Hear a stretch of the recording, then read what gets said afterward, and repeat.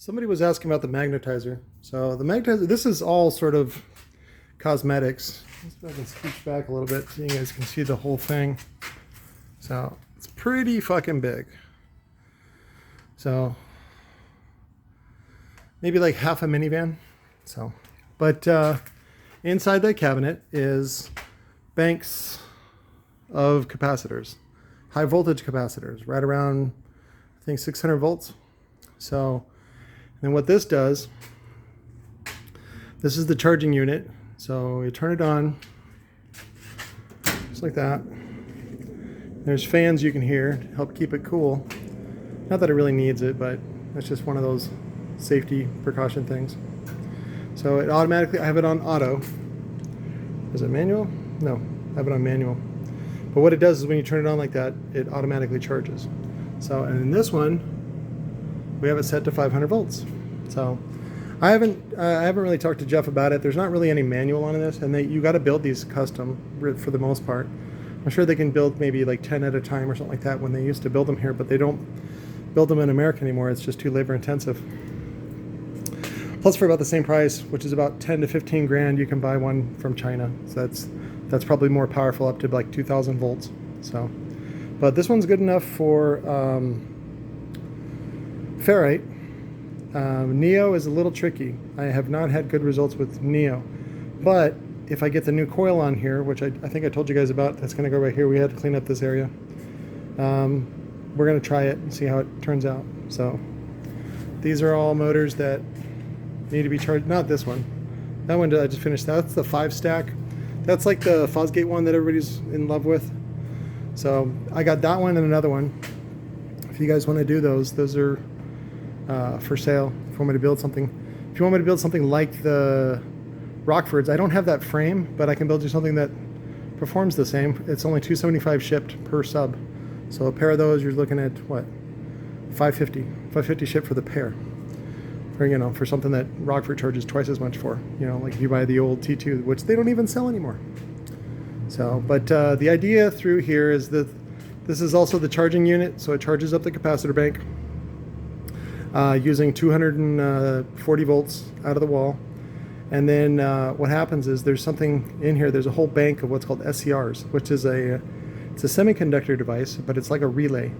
But it's like a MOSFET, where it's usually they're about this big. Sometimes they can be smaller. You put them all in parallel to get really high current ratings. That it's basically a switch, like a relay, where it's a high current switch where it's going to dump all this electricity that's in the capacitor bank through these cables, these heavy duty cables, and into a coil. Now the coil that came with this is quite small. I've already sold it to somebody else who bought a smaller magnetizer. They were just doing like light duty woofers, like mid woofers and things like that, which is fine for that. This is the one I'm borrowing from my friend, who he helped me zap like, gosh, it was probably like 200 motors that we got from a Dyer during the Dyer closeout. And then later on with the TC Sounds closeout, a lot of those Neo motors we had to clean them first because the chrome plating on the Neo was flaking. And so you have to get in there and clean them up first. It's best if you clean them up first and blow them out with air, and then you zap them, and you still got to clean them. Those were a pain in the butt, but I got them for super cheap, and everybody loved them, so it worked out.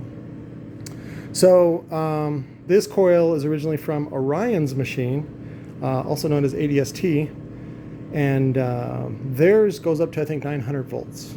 So, and the problem with theirs, I would have bought theirs because theirs was cheaper. I think they only wanted like 5 for it. And if you want to buy it, you can buy it for 5 as well. I don't care. I don't need any more magnetizers. But I'll give you this coil. That's fine. That goes with it. But the problem is it uses 480, so 3-phase. And I can't have that. I don't have that. And there's a converter that you can buy, but I'm like, I don't know if the converter is heavy duty enough and all this other shit. So below that though, this one right here, that's the original coil I got from the little machine that I originally bought from MA Audio. So he wasn't going to do it anymore. It's not that they went out of business. It's just like, there's more money in other stuff. It's like, you guys are going crazy for this shit. But the problem is you guys keep driving the price down, which is, great for you guys. But as far as providers, it makes it tougher and tougher for people to survive in the business, especially when they want to, live a decent lifestyle. So like me, you have to go underground or get really, really creative, which is what I've done. So, but so anyways, the SCRs connect and it runs all the current. It's direct current. It's not AC or anything like that.